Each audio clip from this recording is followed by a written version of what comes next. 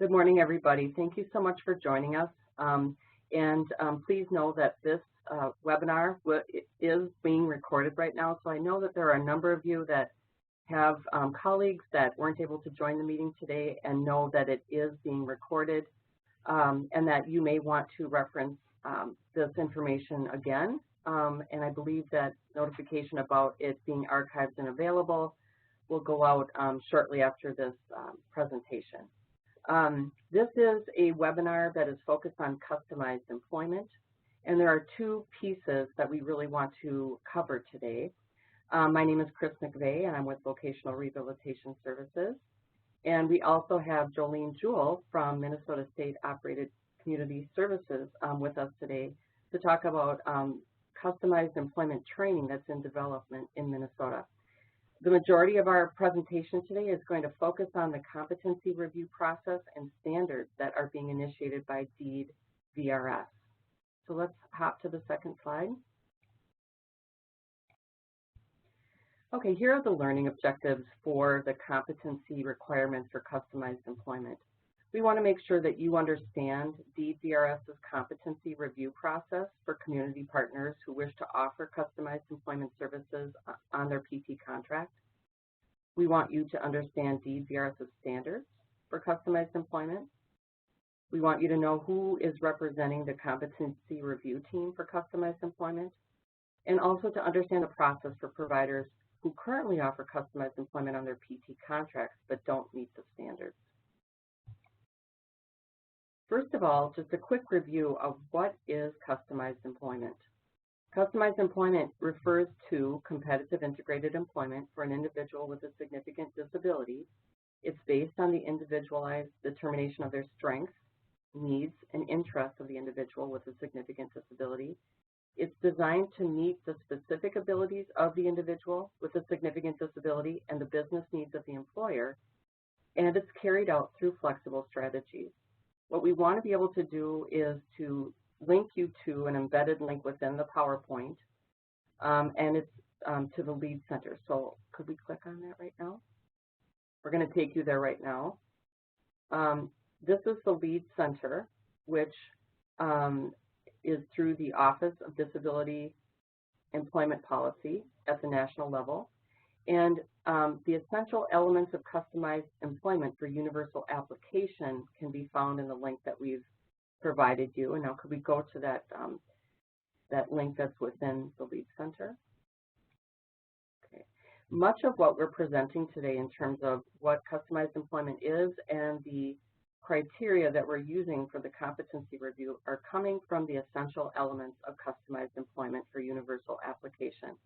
This came out June of 2017, and I really do believe that this is going to be the piece of information and foundation that all states in the U.S. And the VR communities within them utilize and should utilize around understanding what customized employment is and how to be utilizing this particular model in serving individuals with the most significant disabilities.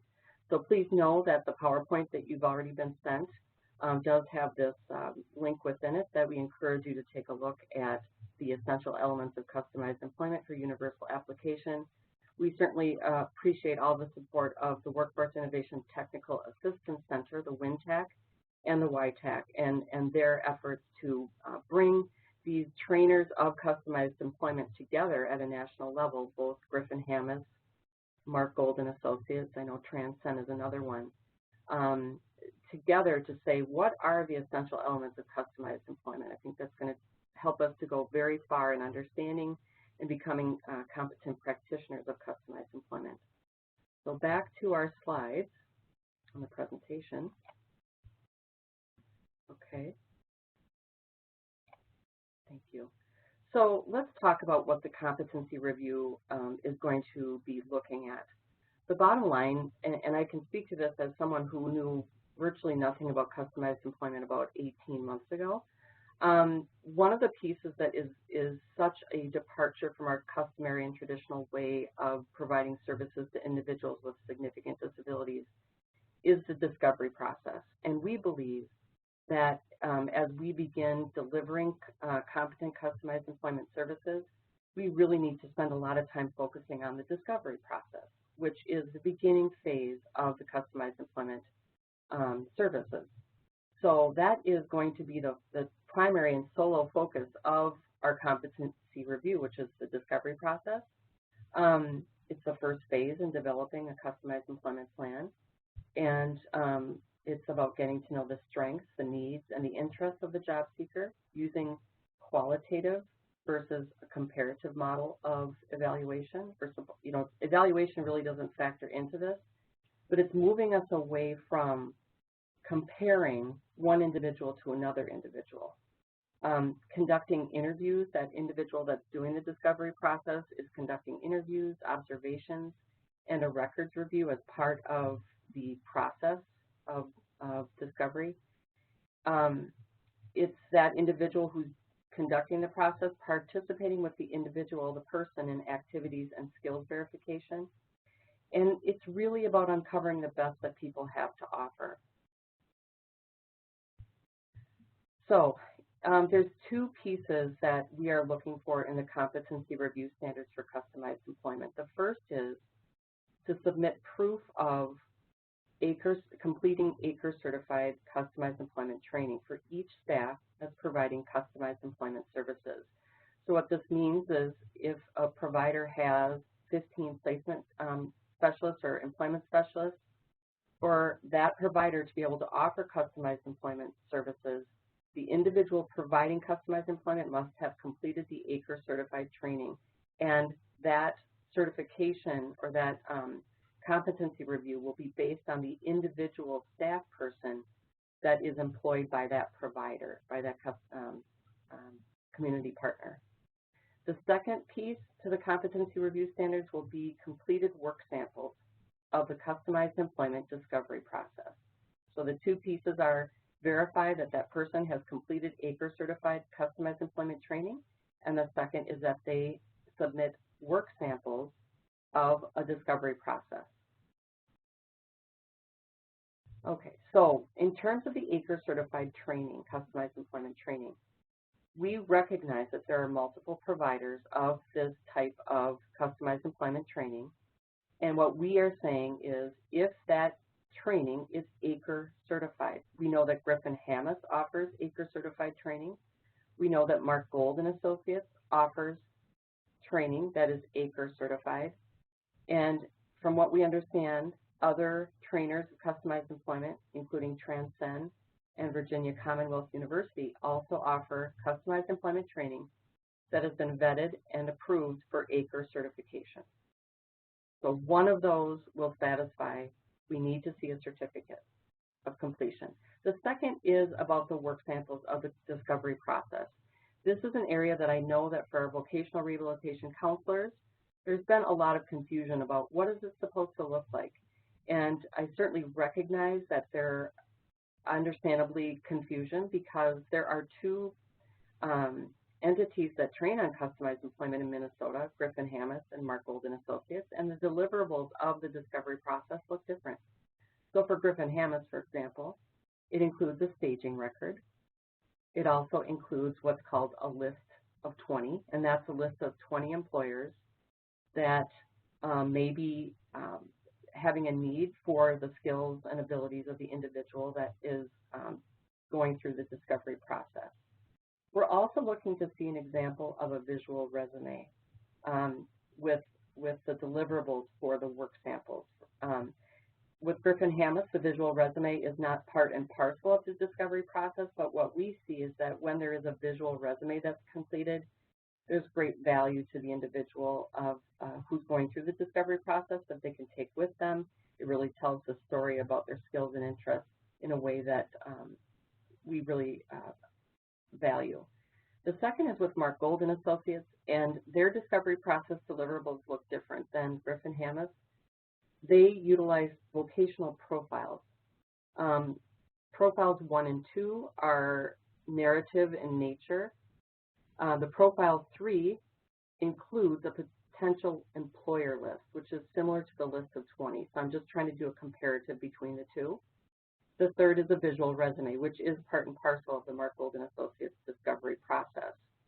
For our vocational rehabilitation staff, in the next 3 to 4 weeks, we're hoping that on SharePoint we can show you examples of a discovery process completed set of documents that are both Griffin Hammes and then Mark Gold and Associates. So you can see what it's supposed to look like, and that either of them will satisfy the competency review that VRS is going to be doing. We are also wanting to ensure that the work samples that are submitted by the community partners that want to offer customized employment on their PT contracts, we want those work samples to be fairly recent. We believe that if we're looking at work samples that are 4 or 5 years old or even a few years old, we're concerned about the individuals that's conducting the process not having relevant recent experience with it, and we know that if you don't use the skills that you have, they often become rusty. So we're wanting to see completed work samples that are completed within the past 18 months. Okay, this is what our review team is going to be looking at when they're reviewing the documents that come in for the discovery process. Again, whether it's Griffin Hammes, whether it's Mark Gold and Associates, those are fine, either of those formats, but this is what they're going to be looking for. They're going to be looking at a narrative format, descriptive writing that talks about the individual in a way that is optimistic, that is non-comparative, and that is person-centered. We are not wanting to see documents that reflect percentages and comparisons of the individual to other sets of individuals in terms of their quantity, their production quantity or quality. We're really wanting the discovery process to do what the training of Griffin Hammes and Mark Gold talk about, and it's about discovering the abilities and the possibilities in the individuals that we're supporting with the discovery process. In terms of the documentation, it should reflect a qualitative process, which is about the person's strengths, their skills, their attributes, their talents, and their experiences in all environments, the person's needs and the conditions that need to be in place in order for them to be successful, and the person's interests, providing a direction to the type of work that the individual wants to do. And I'm just going to stay on this slide for just a minute. And really, this is, when I think about customized employment and I think about the discovery process, yes, we are hoping that we have providers that are becoming certified and competent in delivering these services. But really, if we think about it, it's really turning how we evaluate individuals.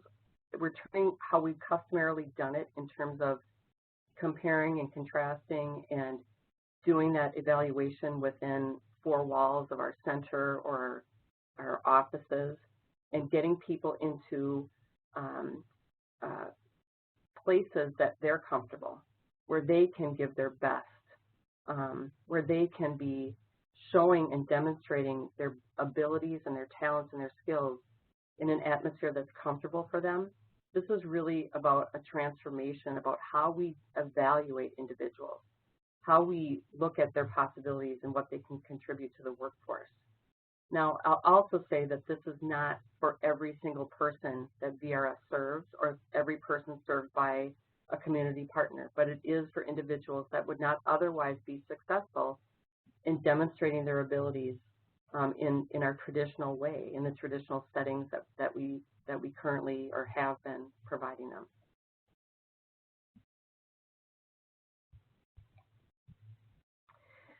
The discovery process documentation needs to contain sufficient demographic information to assist the employment staff understand details about the individual, about the family, about the living situation in the community. And we're asking that that documentation describe that person's life experiences. This, again, is not done in our own office settings or in our buildings where we do our work. It's in the community. It's in the individual's homes. It's in a place where not only the individual feels most comfortable, but also where people who know them best can also contribute to what we know about that individual. And that's very important. Additionally, we want to see evidence in the discovery process of staff participating in activities with the individual to verify skills and interests, strengths, and needs. So again, this is engaging with someone very differently than we have customarily. It's about going to perhaps sports event, a sporting activity where they play sports or where they have hobbies and interests. It's going to their homes. It's meeting with their families. It may or may not be occurring during business hours. This is part of this transformation for a segment of the folks that we work with, where this type of, or this model of support and how it's different than we customarily provide those services. The discovery process documentation also needs to summarize information in a way that identifies the strengths, the needs, the interests of the person, so it can inform those designing the plan for a customized job. It should list potential employers and not, just identifying, well, there's 15 employers within 3 miles of this person's home. No, it needs to be customized to that person's skills and talents and abilities. Certainly the proximity to home is a factor, but there has to be a fit for what that individual is saying they want to do and some of the skills that they've been able to demonstrate. I think one other very important piece that we need to be considerate of is that that process is documented in a way that demonstrates discretion in an effort to support dignity. So we all know that with the people that we serve, sometimes information that we get, whether it's medical records or a report or our own observances, could reflect something that's not respectful of the individual. The discovery process is all about reflecting that person's strengths and abilities in a positive way. And I think that's another piece that we want to tell the truth, but there's a way to provide the truth and a way to be thoughtful about the presentation of that, especially in a written document. So I wanted to give our staff out there, those that are community partners and VRS, a sense of the differences of what a staging record from Griffin Hammis looks like versus a Mark Gold and Associates discovery, which are the vocational profiles in the visual resume. So again, for our VRS staff, we're planning to have in the next hopefully 3 to 4 weeks something on SharePoint where you can see every page in detail of a Griffin Hammis staging record. We want to thank Kaposia for providing a staging record that has been cleansed of any identifying information, but gives us the framework of what is a best practice Griffin Hammis staging record. This is just an example of many pages, descriptive writing, reflecting the skills and abilities of the individual and what they have to contribute. The next page is a Mark Gold and Associates vocational profiles, and you'll see that it's in 3 separate buckets or 3 separate different stacks. The first is profile 1, second profile 2, the third profile 3, and there is a list of employers within that third profile. Again, many pages, descriptive writing, and highlighting the individual in a way that is focused on positive, what they can do, their talents, their skills and abilities. A little bit about the visual resume. It's a tool for introducing a job seeker to a potential employer and reflecting the job seeker at their best. They should be including photographs or videos along with narrative information describing the person's skills, abilities, interests, and experiences. It should also list tasks that the individual can perform for employers and provide sufficient information to make a positive first impression on an employer. This is a sample of what a visual resume should look like. And if you'll notice, we don't have any pictures of the individual. That's what's missing here. But it's an individual demonstrating through their skills verification of the discovery process, doing work activities. So an employer can see them at work, get a sense of who they are, see their smiling face, and have a sense of embedded within those pictures some of the work skills that they can accomplish for employers. Here's the customized employment competency review team.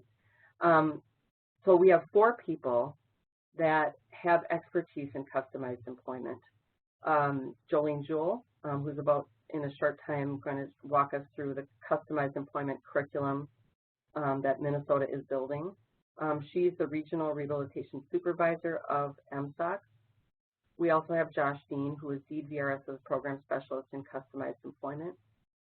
Margie Webb, who is currently a career vocational counselor, but had a very big part to play in our Way to Work project that was held at ProAct.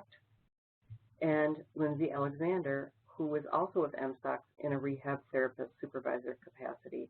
All 4 of them have been trained in customized employment and have completed a certification process beyond the Acre Certified training and have become certified in Mark Gold and Associates Discovery Process certification.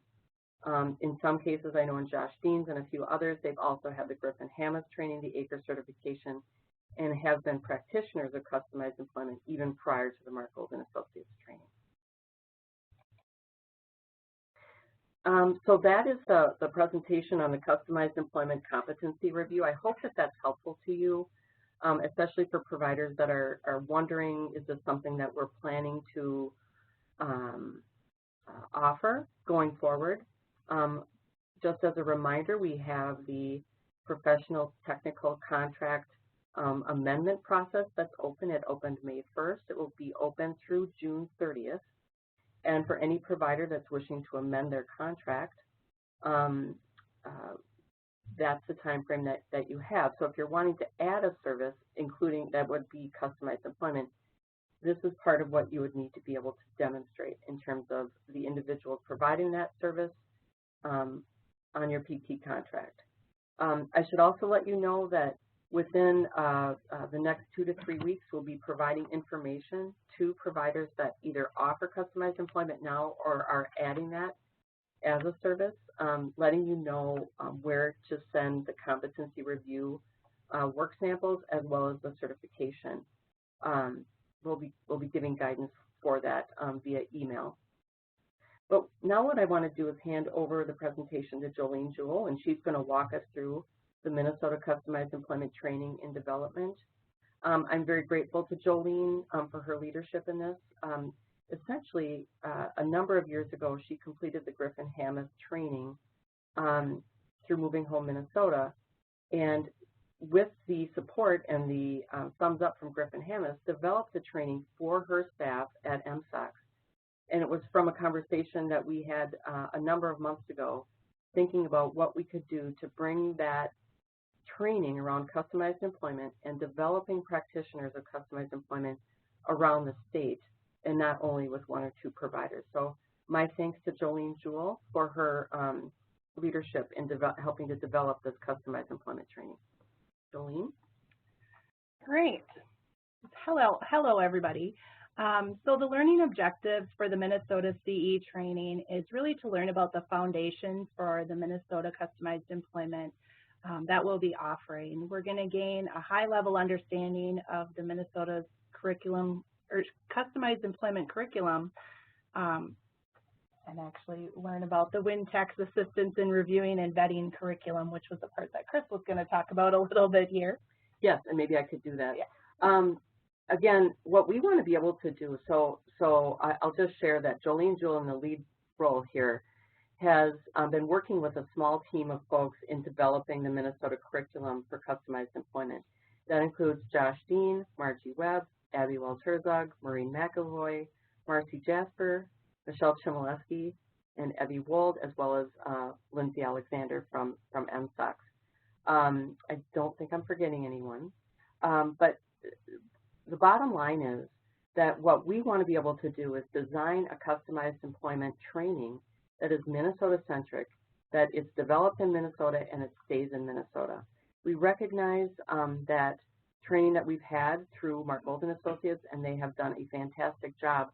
We've heard from our community partners that they're not able to afford the cost of the training that Mark Gold and Associates offers. And so we've been listening to that. We've been hearing that there is a mentoring component to Mark Gold and Associates. that is highly valued, but also is where much of the funding of Mark Golden Associates training goes to, is for the mentoring that occurs through Mark Golden Associates. We have been in contact with Acre. We are wanting the Minnesota Customized Employment Training to be Acre certified, just as Griffin Hammis is, and just as Mark Golden Associates is, and others that offer customized employment training. But we recognize that that is going to be taking some time, and for reasons relating to the folks that are at Acre and the other jobs that they hold, and it just takes time.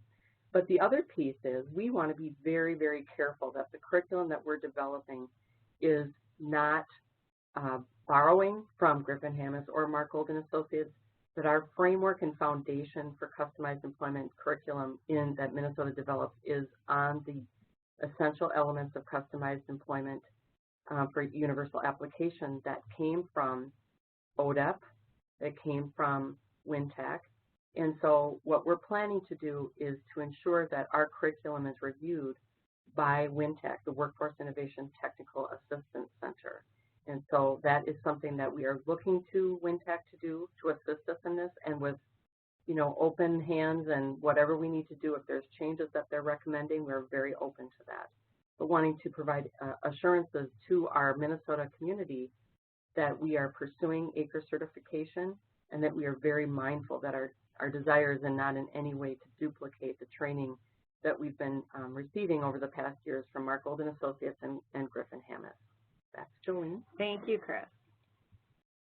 Okay, so the Minnesota CE training, as Chris described, there's a group of us that are going through the training that Lindsay and I had developed, that we've trained our internal staff on for about the past 2 years. And we've done this in different methods and different ways, and what we've learned is the best way has been with 6 days of required classroom training. It spans out over a total of 4 months, from the start of day 1 to the final submission of the completed plan. And what we do throughout those 4 months are we train the students on certain topics, and then we have that as homework for the students to go do. And then there's been mentoring involved with the students during that 4-month-long course that we have. So the students work with a student learner. Homework is given throughout with the mentoring, and the trainings will be, what we're looking at for the future of this model is that the trainings will be offered 4 times throughout each year and located regionally across the state. Our Minnesota Customized Employment Training on days 1 and 2 are actually consecutive days.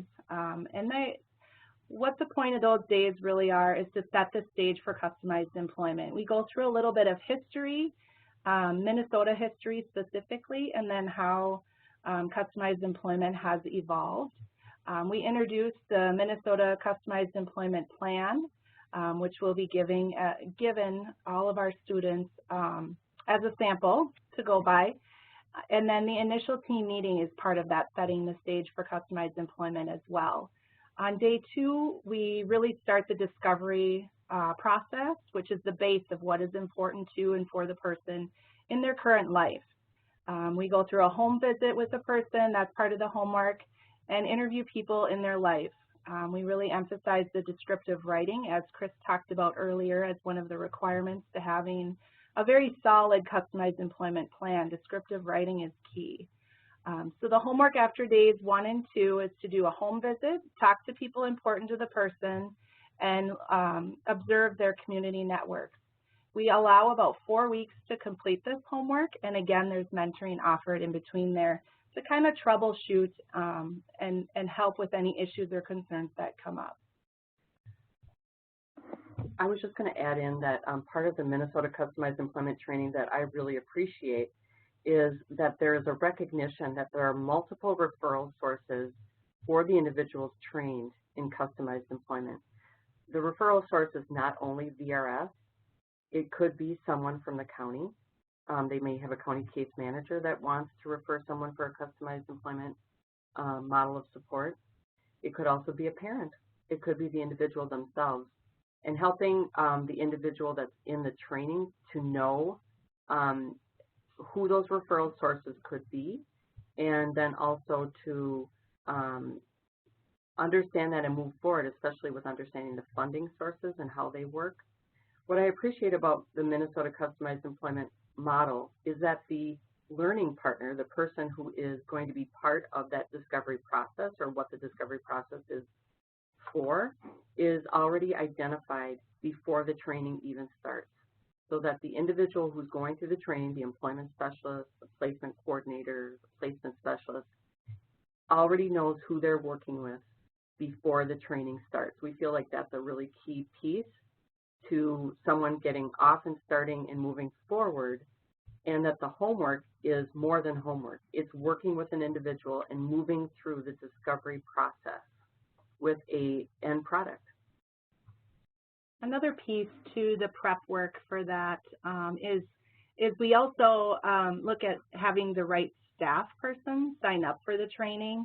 As Chris described earlier, the descriptive writing is very key. So when you are looking at what staff to send through training, I really encourage looking at some of your staff strengths as well.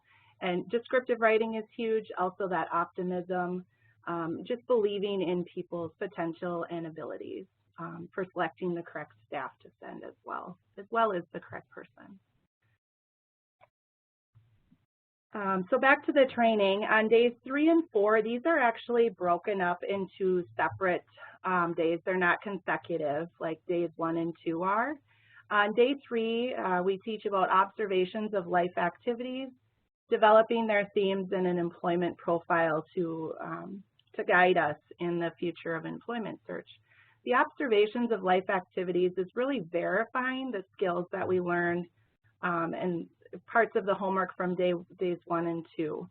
So the homework after day 3 is 5 life activities and completing the employment profile.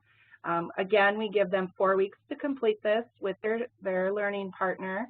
And again, there is mentoring available when needed. So then when we resume day 4, we actually go through some theme testing just to make sure we're going down the right avenue. We also talk to the students about how to talk to businesses, and we're generating the list of where to go to from there. And the homework then is verifying the themes, generating the list, and we have Watch Visual Resume webinar. We're going to be introducing the visual resume during the class, but we also want to have the students take a little bit of time to watch a webinar, which gives a little bit more detail as to how to form and create those visual resumes on a PowerPoint. We found that that's very valuable for many staff that may not have ever created a PowerPoint before. And then days 5 and 6, those days are back to being consecutive again. We'll learn about, recap about the visual resumes, customized employment plan meeting, which is wrapping up of the discovery. We teach them about informational interviews, and the students actually go out to a business and perform an informational interview as some of that hands-on learning during the class. We take a couple of hours to do that, which really helps the students learn and troubleshoot getting through that comfortable feeling without their student learner with. So we found that it's been very valuable to do that during our classes. We also talk about the job development aspect, job customization, and we touch on entrepreneur and business within a business during the day 6. Homework for this then, and this is the last class day after day 6, would be the informational interviews, employer presentation, final plans, and we allow for about 4 to 6 weeks for a final deadline. The homework is what the students have learned throughout each session, and so we're making sure that some of those competencies are in that plan by the final submission as well. The mentors will be helping with that and making sure that there's also key components in those plans too.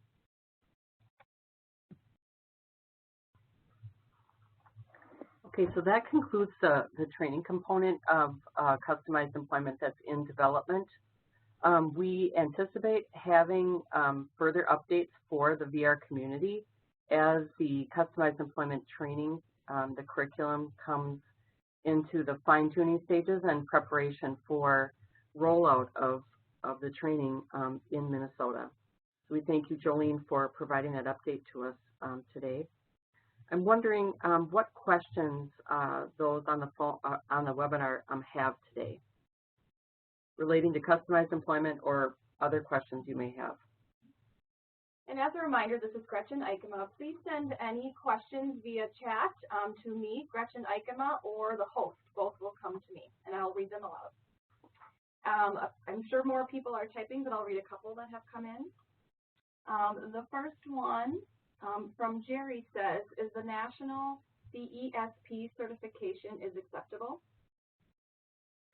Actually, that's a great question, Jerry. I know that the CESP, and I'm desperately trying to recall what the acronym is. I'm looking to Jolene. I have my phone here. Employment Support Professional. It is a national certification, and I'm going to look it up right now because I want to get that right. It is something that at a national level there is a desire to identify individuals that have expertise in the area of employment certification. So it is the Certification for Employment Support Professionals. And so at this point, we're not utilizing that as a means of verifying someone's competence in customized employment. Okay. Our next question comes from the South Minneapolis VRS team. Who do you envision participating in the CE training? That is a great question. And you know, the people that will be going forward in the certification component of it certainly are going to be individuals that are the practitioners, those that are the employment specialists, the placement coordinators, those individuals that are doing the work of identifying someone's skills and abilities and then engaging with the employers to identify work opportunities for that individual. Typically, that person is the same, doing both that front-end discovery process and then the job development and placement component.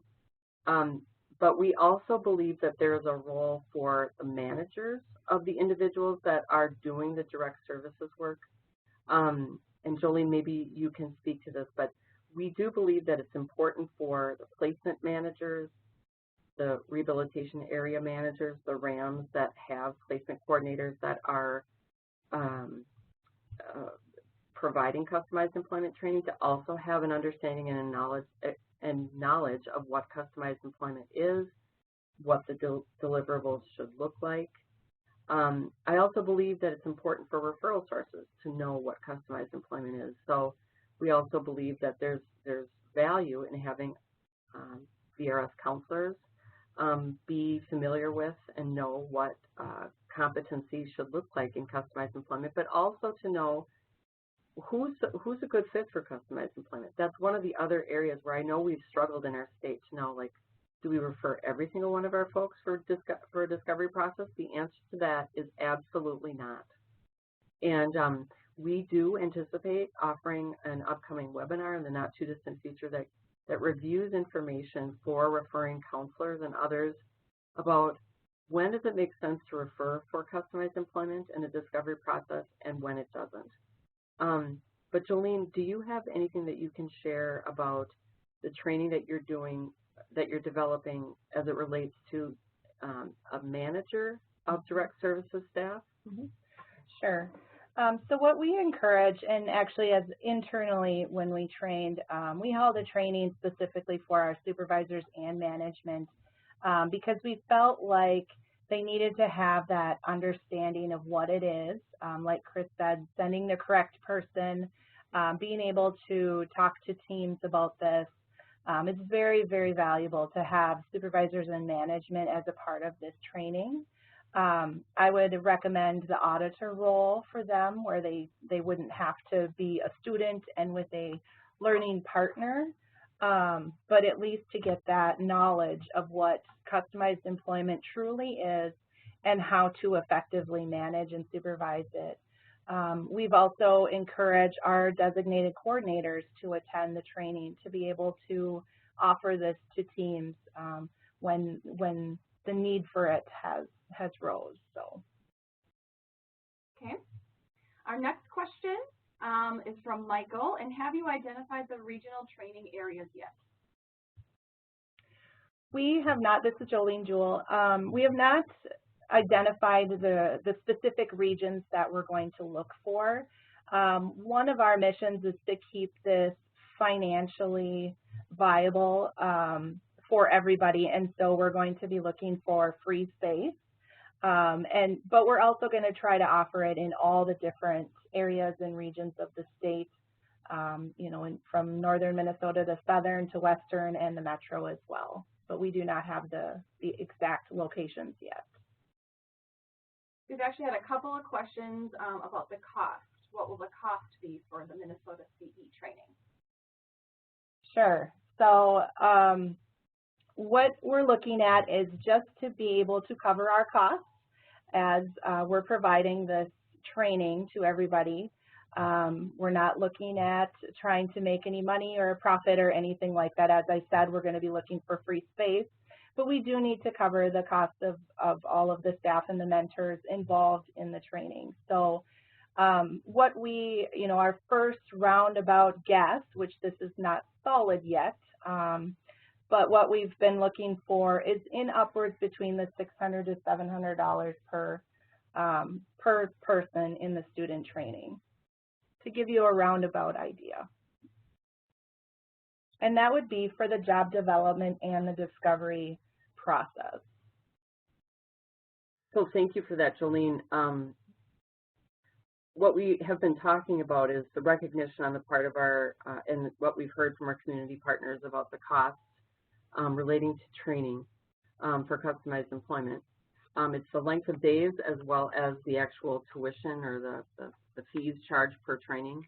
And so that has absolutely been on the forefront of Jolene's mind and the team of folks developing customized employment training in Minnesota is thinking about the number of days that the individual's in training, and then also what's it going to cost to be able to develop and then to deliver and sustain the training.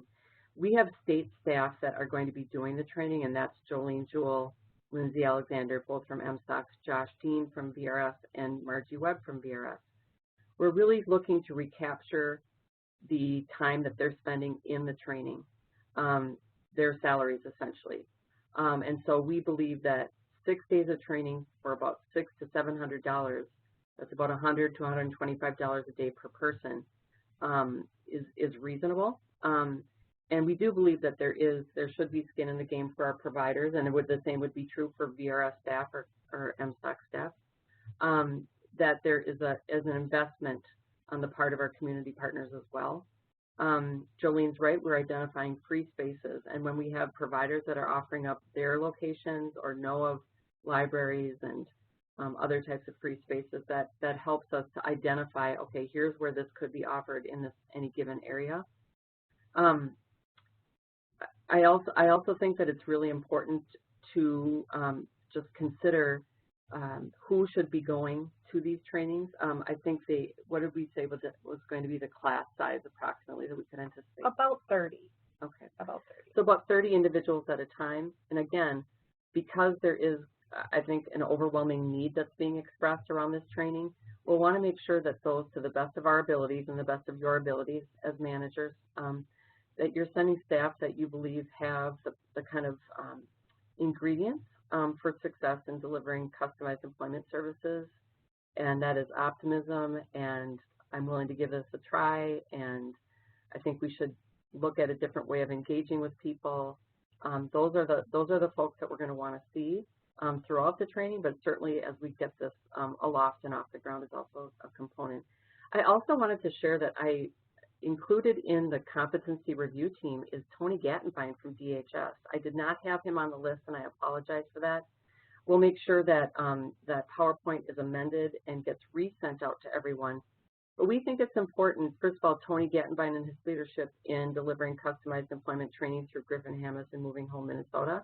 But for those providers that bridge both VRS funding sources and 245D, we have had DHS at the table with us as we've been talking about customized employment and building capacity in Minnesota.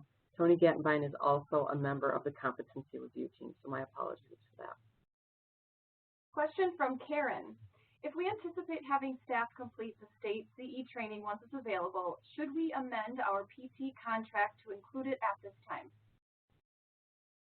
No, that's a great question. Thank you so much. We don't know when the Minnesota curriculum or that the Minnesota Customized Employment Training is going to launch. We have some ideas and we need some more time to have some internal conversations about that. But really what we're wanting to see is for those providers that have staff that are right now able to provide that competency verification, or in cases if they're just concluding a Griffin Hammes training or Mark Gold and Associates training in the next month, let's say, the next 4 to 6 weeks, let's say with the discovery process, those are the folks that we're going to want to be considering for either a contract amendment process or confirming that they are going to keep customized employment on their PT contract. What we want to be clear about is that when we do launch the Minnesota Customized Employment Training, for those that are certified in Mark Gold and Associates or Griffin Hammes, and you've already demonstrated competency, the competency review by DVRS has been completed, there is no need for you to take that again or for your staff to take that again. Any one of those areas, whether it's Griffin Hammes, Mark Gold and Associates, or the Minnesota Customized Employment Training, any one of those with the competency review and review of those that discovery process document is going to be acceptable. So there's no need to retake it, is what I'm trying to say. Next question is from Stephen. Do we still need to be CARF accredited to provide CE services? Great question. For DVRS, we have both the community rehabilitation providers, the CRPs, and the limited use vendors. At this time, we don't know of a limited use vendor that's providing customized employment services. That certainly one could be a limited use vendor, but given the fact that we know that the intensity of hours of customized employment is such that that limitation on what a limited use vendor can earn over a 2-year period, they're not going to be able to provide services for too long, is what I'm trying to say. And again, we don't know of a limited use vendor that we're working with right now that is offering customized employment services. But it is possible. Next question is from Josh. You had mentioned that the learning partner will be identified prior to going through the training. Where will this person be coming from? Will it be someone we need to identify that we already support, or will it come from a referral outside of the people that we currently support? Okay, so this is Jolene. You can use multiple different funding sources for the person that you select as a student learner. So it could come from a VRS referral. It also could come from somebody who is already admitted into your program, and you're using your traditional methods of referral sources for that. So it really could, that student learner could come from anybody. What we're looking for on selecting the student learner is more of if they know about the customized employment process and their team is on board. We just don't want during the learning process for some of those issues to arise while your staff person is learning the process and while the student learner, the learning partner is also going through the process as well. So we put out a couple of just some of those prep type statements where you want to make sure all of those different pieces to the puzzle are in place prior to starting this learning adventure. Yeah, and so thank you for that, Jolena. Well said. For purposes of individuals that whatever training they're going through for customized employment, but in this case with the Minnesota customized employment when it launches, we really want that individual that is going through the training with that learning partner, that individual that is going through that process is someone who is open to the process, that the family is interested in this, that they're willing to open up their home for that, the student, the employment specialist, the placement coordinator to come into their home. Whether it's the private home of the parents and that individual, whether it's a group home, there has to be that access to get to know that individual. And there are absolutely examples of where customized employment and the discovery process make no sense at all, such as an individual that it's very clear what their passion and interest is in. We had an example not that long ago about an individual that loves Como Zoo, lives close to Como Zoo, has an interest in the animals, knows the people at Como Zoo, knows the zookeepers and knows the maintenance staff. That would be an example where that person, their dream job is to work at Como Zoo. It's probably not necessary to have a discovery process because it's already known what that person has passion and interest in. So I think that's part of what we want to be able to provide in an upcoming webinar or two for our staff, ERS staff, and community partner staff to know what are the ingredients for a successful discovery process. We've had many questions about when the first class will launch. Okay, well, that is, again, something that we're having some internal discussion on. One of the things that we want to do is we want to balance demand with, are we ready to roll this? And the last thing we want to do is to have a curriculum roll out that there are any concerns whatsoever that we are borrowing from one of the other main trainers in customized employment. We want this to be Minnesota-centric, and that our foundation is the essential elements of customized employment for universal application. That's been the foundation of the training and the development of the curriculum. That's number one. We need to initiate the process, and we've already had communication with Acre indicating that Minnesota is interested in submitting their curriculum for review so that the curriculum can become Acre certified. We know that that takes potentially months, but we recognize that we don't want it to be that long before we'd be able to get the training out there for providers that are interested and willing, knowing that the goal is Acre certified training. We've already been hearing from providers that are like, I don't care if you're working on it, that's fine. I just want this training for people on my staff. But we do need to have it vetted in advance of Acre doing their work and doing their vetting. That's where we want to invite WinTAC and others that they recommend to do a curriculum review before we had it go out live. I know our initial goal was to launch the Minnesota Customized Employment Training as Mark Gold and Associates training was concluding. Mark Gold and Associates will have been with us for 3 full cohorts. It started in April of 2017, and they're concluding with us June of 2018. And we are hoping that we are going to have some new information to share with you where we will be identifying dates even within 2017, but we just can't say at this time what the rollout is going to be about that. That's about as clear as we can be at this point. But just know that there is a dedicated effort that Kim Peck, our director with Vocational Rehabilitation Services, and Shirley Nelson Williams from MSOX have given a green light to the staff that are developing this curriculum to put it as a priority. And that's why what I'm so grateful is that really the curriculum is nearing its completion for those initial reviews. It's getting pretty close to the curriculum being completed. So, and then they'll be moving into the tweaking stage. So we're definitely on track, maybe even a little ahead of schedule. But I think it's safe to say sometime in later 2017. 2018. Oh my, it's 2018. Okay, thank you. Yeah. Next question is from Michelle. If we are certified in only one of the 3 areas with Mark Gold, can we still add CE to our contract, and would our services be limited in any way? Great question, Michelle. You know, the curriculum review that the competency review that we're doing is specific to the discovery process.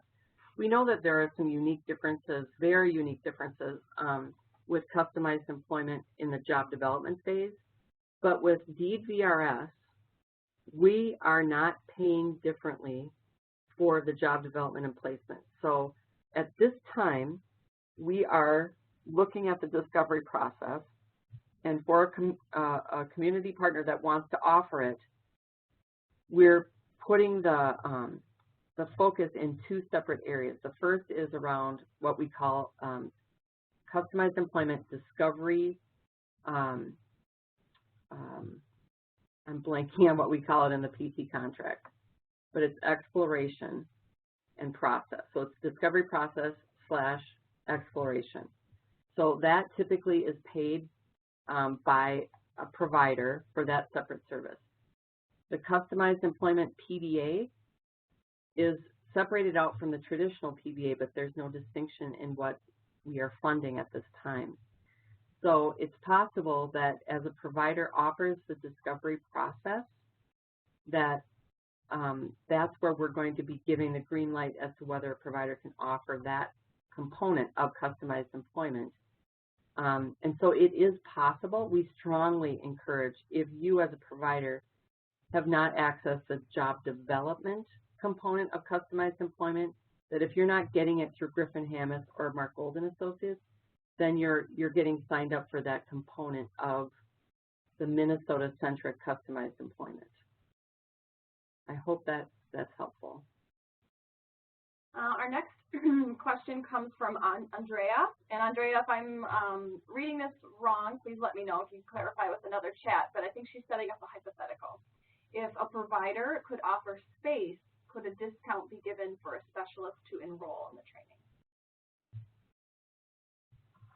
You know, I appreciate the resourcefulness of our VR community.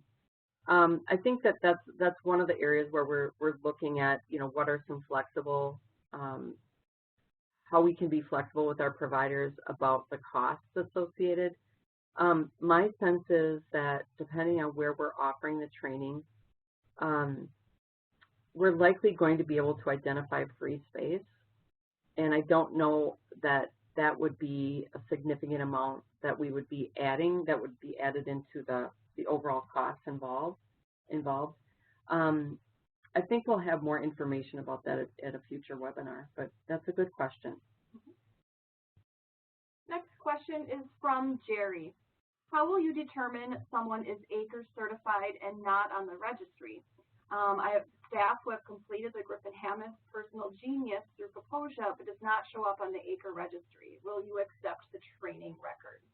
Yes, great question. And we know that with Mark Gold & Associates, with Griffin Hammis, that there are people who've completed the certification. It's not evidenced on the Acre website. That's okay. We know that Acre people, those that comprise Acre, they are, and the Acre stands for Association.